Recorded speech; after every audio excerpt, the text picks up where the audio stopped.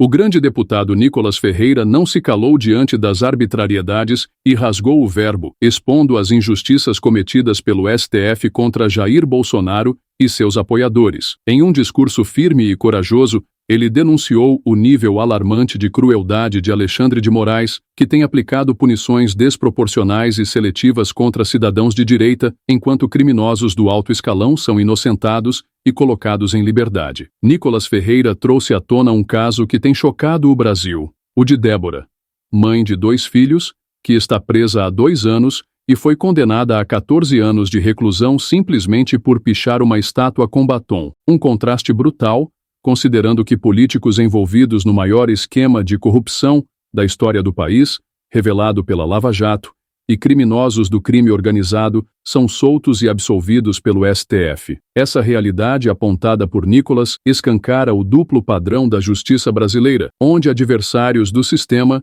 são perseguidos implacavelmente, enquanto figuras alinhadas ao poder recebem tratamento privilegiado. Veja o vídeo.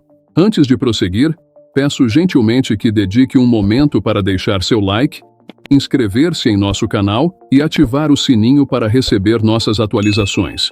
Seu comentário é fundamental, pois contribui para que mais patriotas tenham acesso a essas informações relevantes. Agradeço antecipadamente pelo seu engajamento. Façam as contas comigo. Um tribunal que tem 5 ministros. O primeiro, Alexandre de Moraes, que ele mesmo julga se ele é parcial ou não. O outro, Flávio Dino, que é amigo do Lula desde quando o Dino era magro. Terceiro, ministro, era ex-advogado do Lula, Zanin. O quarto e o quinto foram indicados pelo PT. Senhores, vocês estão de sacanagem? Vocês vão falar comigo que esse julgamento é sério? Que é um julgamento imparcial? Horas, os próprios advogados falaram recorrentemente que eles não tinham acesso às provas. Em qualquer país normal, isso já seria motivo de nulidade. Agora, o ministro Alexandre de Moraes, todo amostradinho, quis colocar lá os vídeos do dia 8, da baderna que foi feita aqui. Por que não exibiu do MST?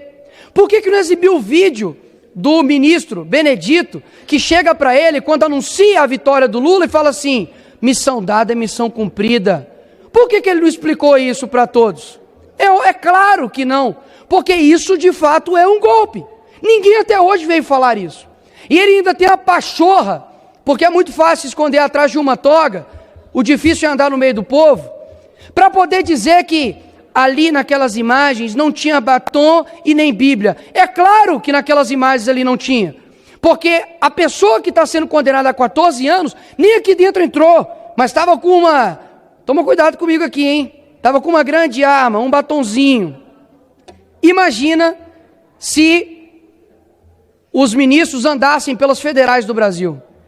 É pichação para tudo quanto é lugar. E outra, não eram vocês mesmos que defendiam que pichação era liberdade, né? É tudo bem fazer isso, e agora quer condenar essa pessoa a 14 anos? Vou falar uma coisa para você aqui que eu não estou falando para eles, porque eles, meu filho, é só o Espírito Santo para mudar mesmo. Agora, eu falo para você brasileiro que tem no mínimo 2 neurônios, não precisa gostar do Bolsonaro, não precisa achar que para poder estar do lado dele, você tem que, enfim, gostar do outro. Agora, seja justo. É inacreditável você falar que esse cara vai para a cadeia porque ele tentou dar um golpe fictício lá dos Estados Unidos, enquanto não tem nenhum corrupto da Lava Jato preso, enquanto não tem nenhuma pessoa que comete crimes sérios nesse país, como no PCC e no CV, estão sendo soltos pelo STF. É inacreditável a vergonha que se tornou o STF. Vocês, sim, são os covardes e têm manchado a história desse país. Mas pode ficar calmo, tenham paciência e um dia nós venceremos. Obrigado, presidente. Senhores e senhoras parlamentares, assumimos agora momento. Aparentemente foi tornado público um vídeo da Débora, a mãe de 2 filhos, cabeleireira, que está prestes a ser condenada a 14 anos de prisão por ter pichado a estátua com batom. Hoje é uma das pessoas mais conhecidas no Brasil. Tamanha a injustiça que está sendo feita contra ela. E realmente ela conseguiu tocar no coração de milhões de brasileiros. Bom, não vou falar muito, vamos assistir o vídeo dela. Aparentemente ela gravou esse vídeo enquanto ela estava presa, lembrando que ela está há 2 anos presa. Ela já passou mais tempo presa do que o Lula, sendo chefe do maior esquema de corrupção que o mundo já viu, tá? Mais tempo presa do que a maioria dos chefes do tráfico que foram liberados pelo STF. E ela gravou esse vídeo e, bom, assiste aí. Eu queria dizer que não foi nada premeditado. Eu sou uma cidadã do bem, que eu fui aos atos e não imaginava que ia ser tão conturbados desse jeito que foi, mas eu fui por conta própria, de ônibus, né? E quando eu me deparei lá em Brasília, lá no movimento, eu não fazia ideia do bem financeiro e do bem simbólico daquela estátua. Quando eu estava lá, já tinha uma pessoa fazendo a pichação, e faltou talvez um pouco de malícia da minha parte, porque ele começou a escrita e ele falou assim, eu tenho a letra muito feia, moça, você pode me ajudar a escrever? E aí eu continuei fazendo a escrita da frase dita pelo ministro Barroso, e eu, de fato, eu não sabia, eu não adentrei em nenhum dos prédios da STF, nem do Congresso, nem da Casa do Planalto, em nenhum dos lugares, eu só fiquei naquela praça. Eu estava tirando fotos, porque eu nunca tinha ido a Brasília, e eu achei os prédios, de fato, muito bonitos, e foi por isso que eu estava lá tirando fotos, e apareceu esse indivíduo que eu nunca vi na vida, e falando isso para mim, e eu caí nessas falas dele, mas eu nunca fiz nada de ilícito na minha vida. Então eu queria pedir, assim, de todo o coração, que se compadecesse de mim, porque eu sou uma mãe, que eu nunca me afastei dos meus filhos, e essa separação tem feito eles sofrer demais. E eu só queria que soubesse disso, excelência, porque isso tem feito minha família sofrer demais. Me desculpa pela... Não, fica à vontade.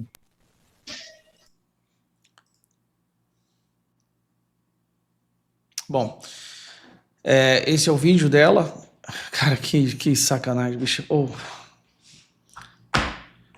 Pena que ela não estava fazendo rachadinha ou traficando droga, né? Ou roubando milhões do dinheiro público, senão com certeza ela já estaria em casa.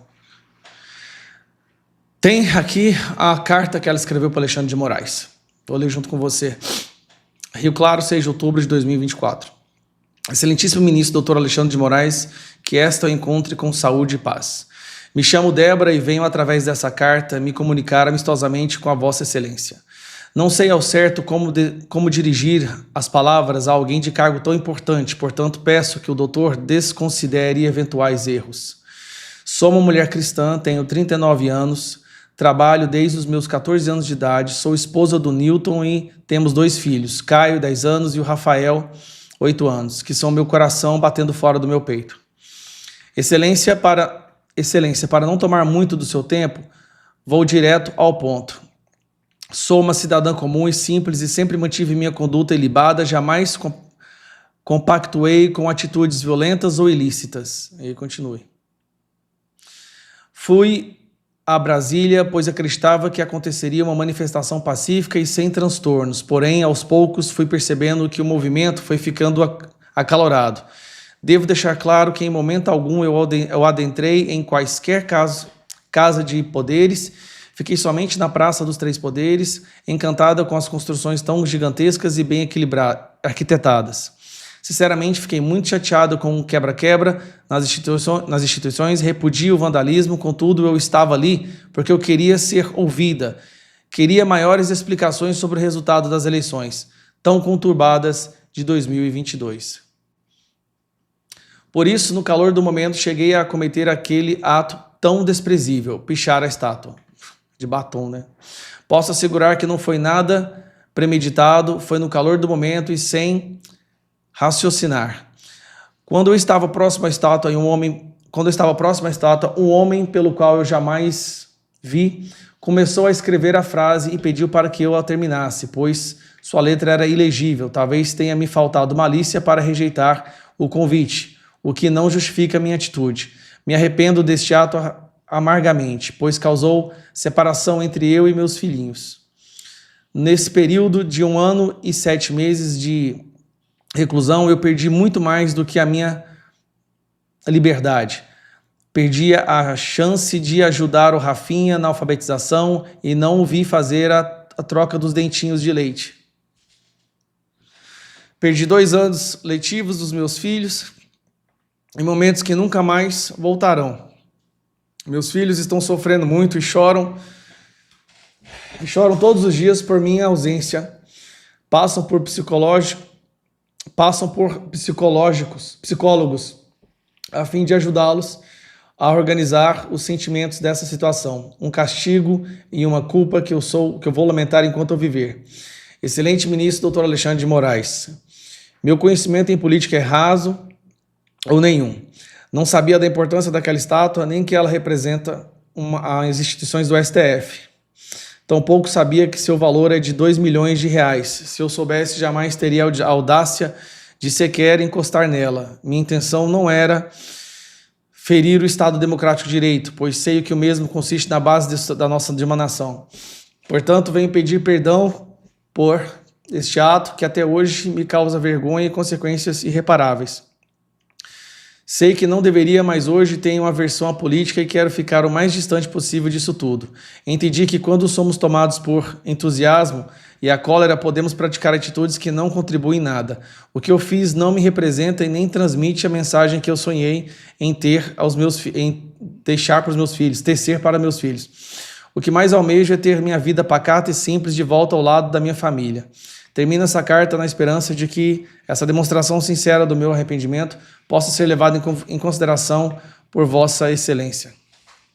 Cara, assim, se ele leu isso e depois ele ainda decidiu prender essa mulher por 14 anos, uma mãe de família que não cometeu crime algum, porque ela passou batom na estátua, cara, pelo amor de Deus, o que está acontecendo?